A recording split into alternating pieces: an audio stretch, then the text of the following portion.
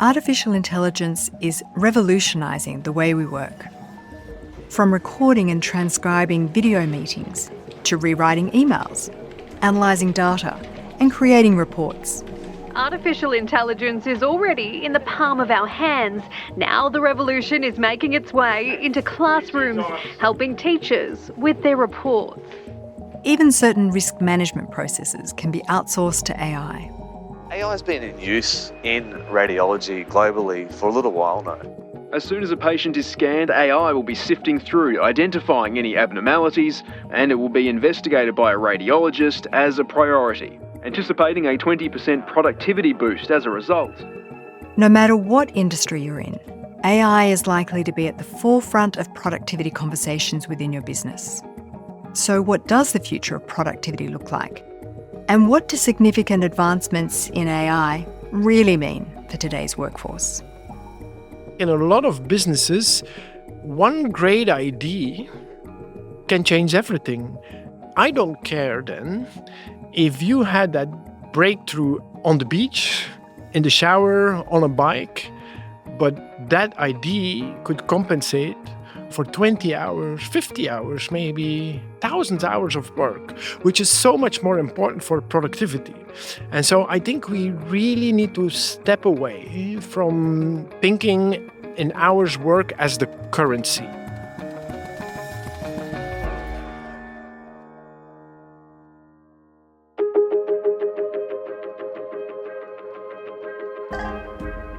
This is The Business Of, a podcast from the UNSW Business School. I'm Dr Juliet Bourke, an adjunct professor in the School of Management and Governance. Professor Frederik Anseel, the Dean of UNSW's Business School, has been studying how people and organisations learn and adapt to change for the last 2 decades. He says productivity growth is crucial, not only for the organisation, but for society. There's a famous quote by Nobel Prize winner Paul Krugman, and he says, productivity might not be everything, but in the long run, it's almost everything. And I very much subscribe to that. I think we underestimate it because it is not visible in our daily lives, but productivity growth is everything because it is about our living standards. It is about how much money you will have in retirement. It is about how much a country can invest in education, in infrastructure. It is improving our standards of living. And if people today feel that they're not better off than their parents or their grandparents, that is productivity growth. And a lot of people don't see that, and they blame a government and they blame inflation, or they have all sorts of explanations. But basically, this idea that every new generation has it better than their parents, that is productivity growth. It is improving standards of living. I think we get that as an outcome. What are the inputs into productivity growth? This is a very good question because you're basically using the definition of productivity. It is how much output do you create for any given input. And so let me make that a bit more concrete. Any given input, that can be an hour of work, but it can also how much capital that we put into anything. And so productivity growth is that you basically increase the output that you generate for any given input. And for instance, this is a podcast. We'll be talking for an hour. That is our input of the both of us. Then we'll have a recording of a podcast, and then maybe it's being listened to by 10,000 people, or if you Joe Rogan, 11 million people. And then people will maybe make decisions where to study, where to work, what to buy. And so even a podcast can have productivity and productivity growth. I think of productivity in terms of efficiency, that you've basically got the same amount of time, but you've produced more widgets in that time, or you've produced the widgets in a far superior way, greater quality in the outcome. Am I thinking about it correctly? It is one way to think about it, and that is about sort of a time-bound way of thinking. And so it is basically for any unit of time, and we typically use an hour work, for instance, it is how much you produce. And that can indeed be very material, that I produce widgets, apps, or even in agriculture on a field. And for instance, it can also be as a company, if you just look at how much capital you invest, or even as a country, how much you invest. For instance, in Australia, one of the problems that people talk about productivity growth is that we invest a lot of capital in housing, which is not necessarily productive, right? And so it is about input, capital, effort, hours worked, and the output that you create. All right, so then take me back to a podcast. How could a podcast increase its productivity? There's maybe a bit of a difference between productivity and profitability. Imagine that we engage someone like you and we say, okay, we'll have 10 podcasts that we record. And of course, you can say, if we look at the time invested, an hour of speaking, but there's also the preparation, there's a whole team around it that produces it. So technology can make that all much more effective. And then the output could also be looked at in sort of what we generate, right? And the hours that people listen and what people do with the information, for instance, in that podcast. And so a lot of the discussion in Australia has been productivity decline rather than growth. Why are we having that conversation? I'm not sure if we're talking about productivity decline or basically a decline in productivity growth. Okay, Yes, all right. I know it's a nuance, but it basically means maybe our productivity is not declining, but we're simply slower in growing our productivity. As I mentioned earlier, if we think about productivity growth as improving living standards, doing better than our parents did. So the growth is so important. And if you look at let's call it the developed world, since especially the Second World War, we have seen huge productivity increases, especially the decades after the Second World War. And then we have, especially in the last 20 years, have periods of stability or slower economic growth, depending on where you are in the world.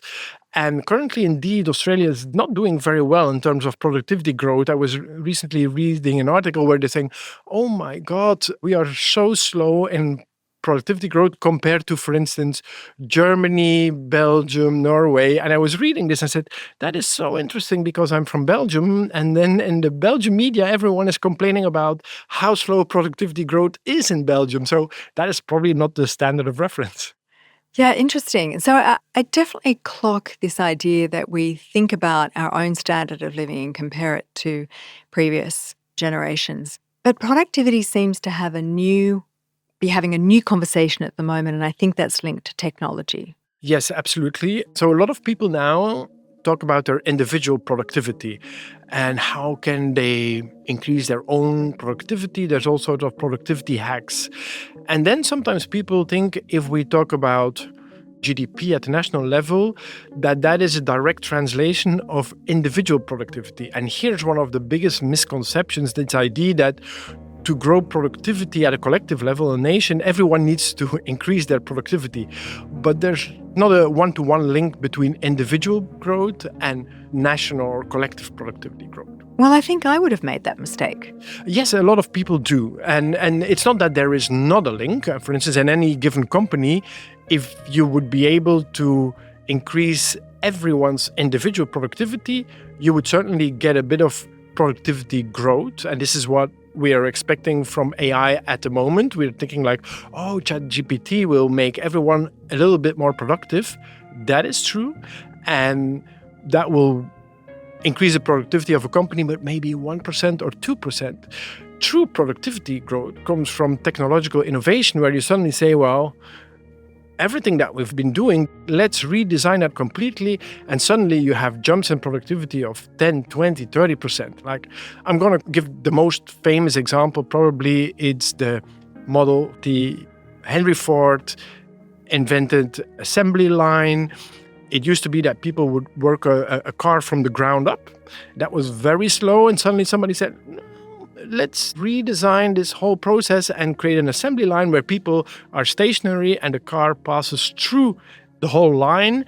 And that sped things up so quickly, made it so much more productive. And so this has nothing to do with individual working a bit more or working a bit harder, it is changing the complete way of how we produce. And this is where the huge leaps in productivity growth will come from. And so you mentioned before that other countries might be moving faster in productivity growth at a national level than we are in Australia. What are they doing to get that outcome? Are they coming off a low base? That is such a good remark. Some of them do. For instance, currently in Europe, and a lot of countries are looking at Spain in Europe, and they say, wow, Spain has had in the past, since COVID, such productivity growth. What is their secret recipe? And probably they've made very good investments, but honestly, they came from a very low base. Now, let's take a country that came from a very high base and still creates productivity growth, the US. Right? And so the US is probably at the moment our prime example, let's say after COVID, where all the other parts of the world are looking at the US and how is it possible that that was already one of the most productive countries and they've still had probably the most pronounced productivity growth. And it's probably technology. Through innovation, they're able to quickly redesign their production processes or have new products which allow them to produce quicker, produce more, produce smarter.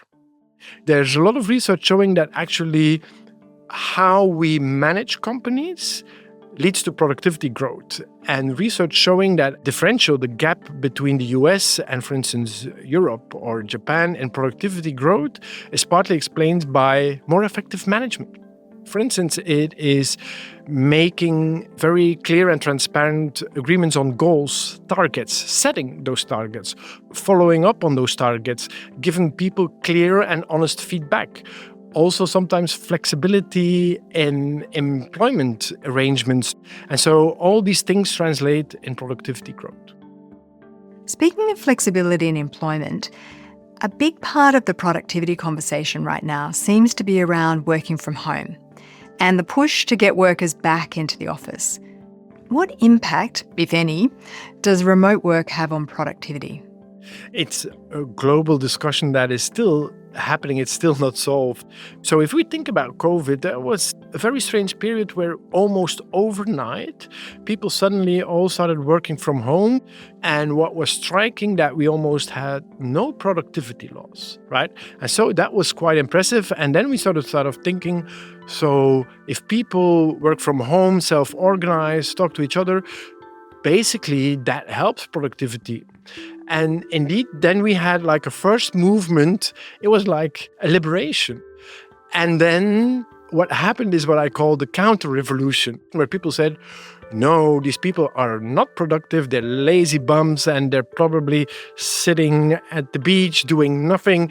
We need to get everyone back to the office, right? And so since then, we've had this sort of several waves of working from home, moving back to the office, working from home, and often it is senior managers that have this, I call it the illusion of control, have this idea that if they don't see people, if they don't show up, that they cannot control what they're doing, that probably people will take advantage of that situation and they won't be productive.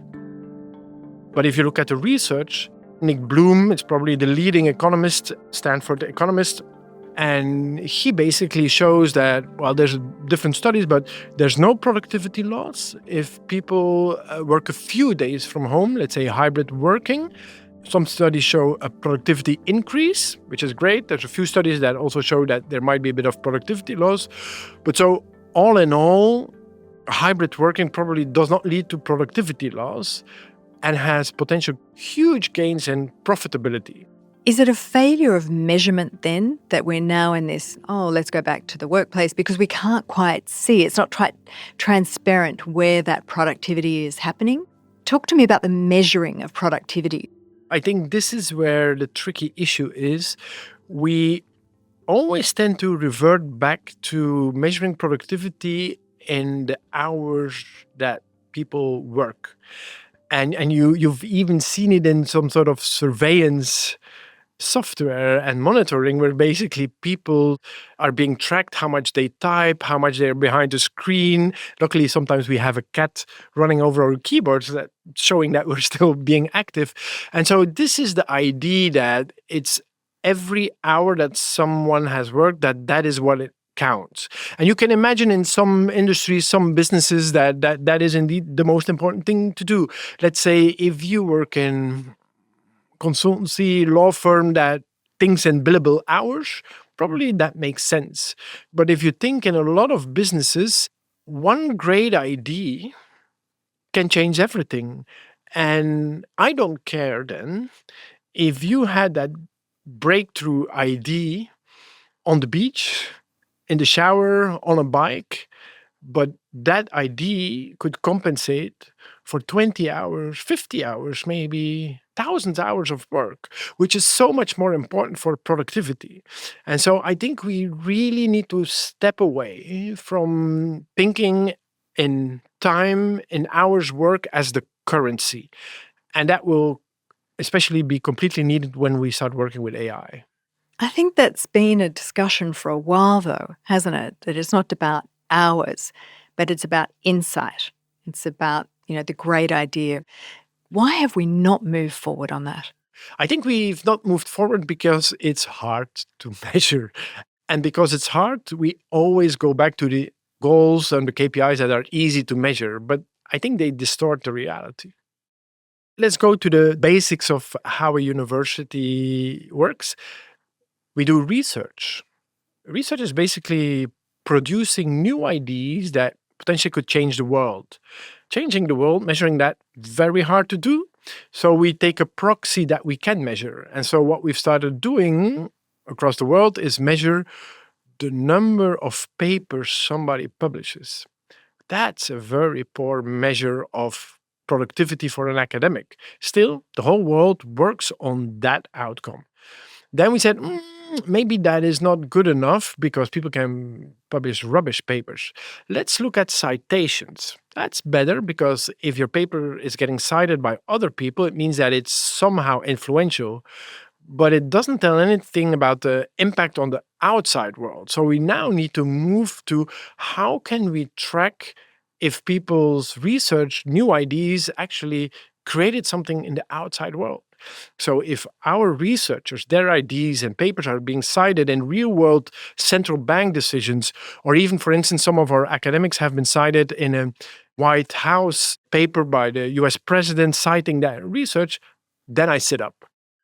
This is a very difficult discussion, right? It's hard to measure, and it's also hard to think of examples where you could lift the productivity individually and as a nation or a world through university. It's conceptually right, but it's difficult. Can you think of examples that aren't university-based? I can give examples of where individual productivity leads to larger productivity. For instance, if you would ask me what are the main obstacles currently to productivity that is not just about one big innovation or investment in capital, for instance, I would say traffic, right? Commuting. For instance, it is very clear that if people spend every day 2 hours in a commute, that are unproductive hours. And for some people, it's 4 hours every day, right? And so this is a problem that we need to solve at a societal level. And so for a government, it means that if you can create the right infrastructure, public transport, to make that much easier, or that people don't need to go in to work, can work from home or find any other way to arrange this, this could be a huge source of productivity growth. Those are external productivity hurdles. But of course, there are blockages internally in businesses around productivity. Meetings, day-to-day bureaucracy. How can businesses reduce that kind of inefficiency? Earlier this week, I had a meeting with our leadership team and I gave them some sort of rules, which is basically some values about things that we believe in and that we want to do.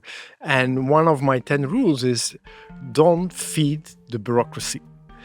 And it literally says if a form, a procedure, a meeting, an email is not needed, do not create one. Right?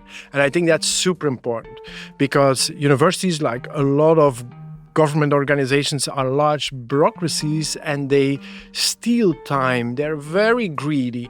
So I see a lot of time management courses and they learn individuals to manage their own time, I think the focus is wrong. Because you become a bit egocentric about your own time, but you're not paying attention that you're basically imposing on someone else's time. And so what we need to do is that we need to care for each other's time. And so whenever we send an email, we organize a meeting, we ask people to complete a form, we don't need to think about this is maybe more efficient for me. We need to think about the 10, 20, 100 other people that we're basically stealing their time. And I think that's a huge problem in a lot of organizations. What do you think about the idea of sort of mandating 4 days a week so that people absolutely get that 1 day a week to think, to focus, and that could be a step change in the way that we think about productivity? I'm never a strong proponent of every measure that is sort of uniformly applied to everyone. So I'll say that for some occupations in some industry, that could be a great idea. In others, it's not a great idea. The other thing is I've done personally a lot of research on what is called idiosyncratic deals, which basically means individual flexibility. If we give people the freedom to design their work environment and their work schedules that work best for them, that actually leads to individual productivity. And we saw in our research also slight improvements at firm productivity. And so the 4 days a week thing might work for some people, but it's might be a bad idea for other people. And what I've seen, I work with a lot of companies and especially HR directors, they love standardization. They love one model for all, right? One size fits all. And I think we need to step away from that. But I do think customization and personalization will be the future of work. All right, so let's talk the big innovation of the day, or let me say the big investment of the day is AI. And obviously there are some micro benefits that happen in terms of productivity. I mean, you're shaving minutes off tasks and minutes add up into something. What do we do with that saved time? So I think what is currently happening is indeed AI is basically a tiny incremental layer of productivity for people that are currently good at using all the chat GPTs, Gemini, Claude. And so these people indeed win a bit of time right now. Some surveys show exactly that a lot of people are not telling their company that they're using it. So there's a lot of hidden AI use at the moment, and some people are very good at it. And so for this brief period of time in history, I think those people get their time back, right? There's people in coding, software development, there's people in administration that are very efficient with AI, and because it's not embedded yet in organizational processes and structures, those people are really benefiting from it. And I think they get that choice to get that time back or invest it in individual productivity to advance their career. Some businesses have already discovered that and are basically already banking that time. And I'm thinking about some law firms, some elite consultancy companies that are already openly admitting that they use AI to produce their PowerPoint presentations, to do their business plans, to their analysis, and they just simply do more stuff. So their profit margins go up. And I expect that to happen for most companies as soon as they sort of realize that there's a profit to be made here. So I'm thinking about last year when Woolworths came under fire in the media for their productivity framework, which saw warehouse employees tracked and timed as they filled out orders.